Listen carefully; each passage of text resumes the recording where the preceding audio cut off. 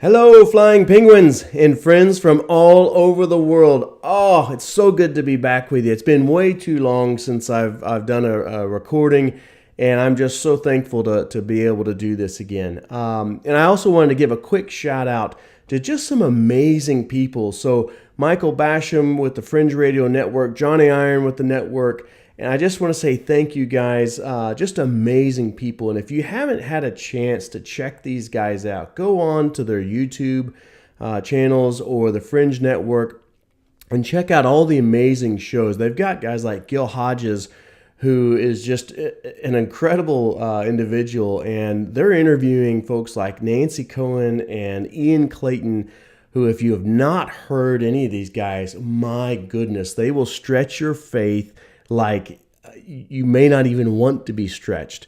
And they're incredible believers who are just really pushing into the presence of God in just amazing, amazing ways.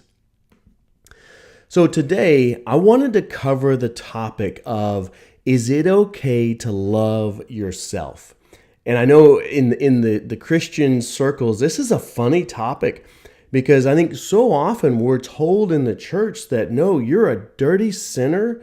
You have a wicked and deceitful heart. And I'm sure you can go quote me all those wonderful verses right now. And there is this image in the church that, no, my flesh is kind of evil, and I shouldn't really love myself because that's conceited. And after all, I mean, we can all quote the verses. If you can't quote them, I'll give you a couple right now. Right? So 2 Timothy 3, 1 and 2 says, "You must realize, however, that in the last days, difficult times will come. People will be lovers of themselves, lovers of money, boastful, arrogant, abusive, disobedient to their parents, ungrateful, and unholy." So we latch on to that and say, ooh, I don't want to be a lover of myself. Because in 2 Timothy, that's last days kind of stuff. That's bad news. Or Proverbs 21, "Haughty eyes and a proud heart, the lamp of the wicked are sin." Or Proverbs 18, "Haughtiness goes before destruction." Or some may have heard that pride comes before the fall. Right? Proverbs 16:5, "The Lord detests the proud. They surely will be punished." And Galatians 6:3, "For if anyone thinks he is something when he is not, he deceives himself." And so we get some clear indications from the word that it is not okay to love yourself. And don't be prideful, don't be arrogant. And so, but then we also hear Jesus talks about, especially in Mark 12:31, and he talks about the commandments. He said, "Love your neighbor as yourself. No other commandment is greater than these." And I got to tell you, folks, if my love for you as a neighbor is dependent on my self-love as a Christian, you're in trouble. Because most Christians don't love themselves very well. So how on earth am I expected to love you as a neighbor very well at all if I can't even love myself? And so what we end up doing is it's this sacrificial kind of love, and I'm going to love you as a sacrifice. And what that produces is a really nasty, twisted kind of love, because if it's not coming from a place of love in and of itself, then it really comes from a dangerous place with codependency and rules and regulations that's just wrought for disaster. So let's look at a couple of items in the Word where God tells us about who we are and about our own selves, right? So Psalms 139 verse 14, it says, "I will give thanks to you because I have been so amazingly and miraculously made. Your works are miraculous, and my soul is fully aware of this."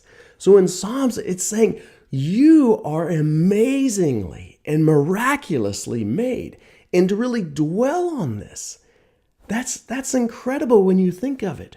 Right? In Ephesians 5:29, it says, "For no one has ever hated his own body, but yet he nourishes and tenderly cares for it, as the Messiah does the church." And then Proverbs 19:8 says, "To acquire wisdom is to love oneself." And so we've got some real mixed messages here in the Word. And especially, goodness, when it says about no one has hated their own body.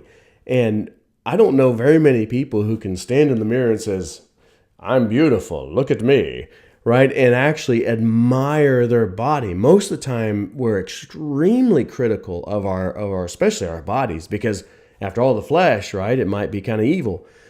But yet that's the whole purpose. That's one of the reasons that Jesus died and rose in the flesh, is to reclaim even our physical bodies. And so what the word is telling us is that we need to actually love ourselves. But you say, how can I really love myself when I believe in my heart that I'm kind of nasty and I'm a sinner saved by grace, or that my heart is evil? How can I really love myself when those things, that's what I've been told? Well, the reality is those aren't true. And I'm sorry, it's bad theology to say I'm a sinner saved by grace. The truth of the matter is that you were a sinner. You have been saved by grace. You are now a saint in Christ.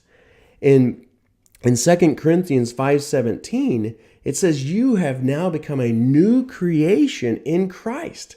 The old has gone, the new has come. And that's really saying you are a totally brand new creature that never existed before in Christ. And then if we look at John 17, when Jesus is praying to the Father, John 17:20, he's talking to us as believers now. He says that he's praying for us to be one with the Father, and the glory that the Father gave to Jesus, he has given to us. Holy smokes, right? When you think about it, we are partners with Jesus. We are co-heirs, co-laborers, which in reality totally blows out this concept. And we hear it all the time in the church that, oh, Jesus, take the wheel. We've got songs about it. Jesus, take the wheel. That's ridiculous. I'm sorry. That's horrible theology, because it's saying, Jesus, you do it all for me. I don't want to do anything because I'll mess it up. That is the lowest of low self-esteem. The reality is, it's you and Jesus driving the car together as one body, as one mind, as one spirit. He has totally redeemed you as a believer. The problem is we don't believe what Jesus has already said. We want to live in the past as the old man with a wicked, wretched heart, because to be honest, it's easier. It takes way more responsibility off of me, because then I can say, well, see, I'm just a sinner, and that gives me an excuse. Guys, the reality is in the new creation, there is no excuse for sin, because Jesus has conquered all already. You have been set free from sin, and he has made you a new creation. So when I love myself as a new creation, I'm actually loving Christ.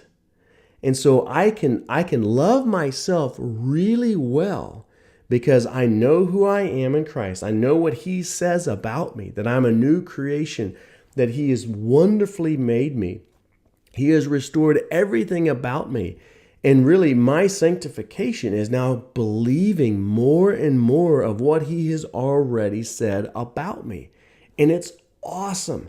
So, friends, you have to love yourself. To not love yourself is to actually not love Christ. And Christ later in his word talks about, I've given you even a new command, to love one another as I have loved you. So as Jesus has loved us. That's an incredible kind of love that is really difficult, but it requires us to really believe who we already are in Christ before we do that.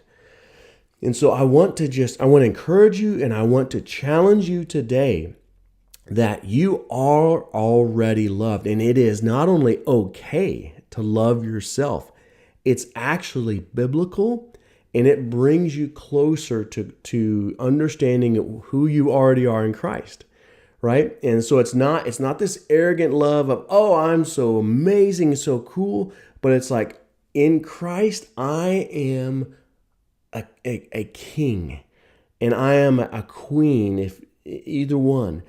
You're right, because God says he is the King of kings. He has made you in Christ a king and a prince and a priest. It's awesome. So folks, get in there and start looking in the mirror and saying, Jesus, give me your eyes to see this body because I don't have it right now. And I know you have already redeemed my body, my flesh, for your glory. So give me your eyes to see. And I would challenge you to stand in the mirror and say, flesh, you are beautiful in Christ. And just say that over and over. And say, I am loved in Christ because you are loved. And that it's okay to love myself because that's what Jesus did for me. And so love yourselves in Christ.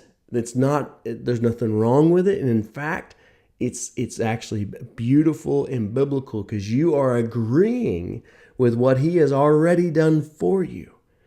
So folks, have an incredible, incredible day. And the next podcast, we're probably going to talk more about identity in Christ because this is such a critical, foundational element that, in my opinion, everything flows from your identity in Christ. Every single thing. If we don't have our identity in Christ set, then it messes every other area up in our lives. So we're going to talk about that next time. So have an awesome day, and I can't wait to talk to you again. Bye-bye.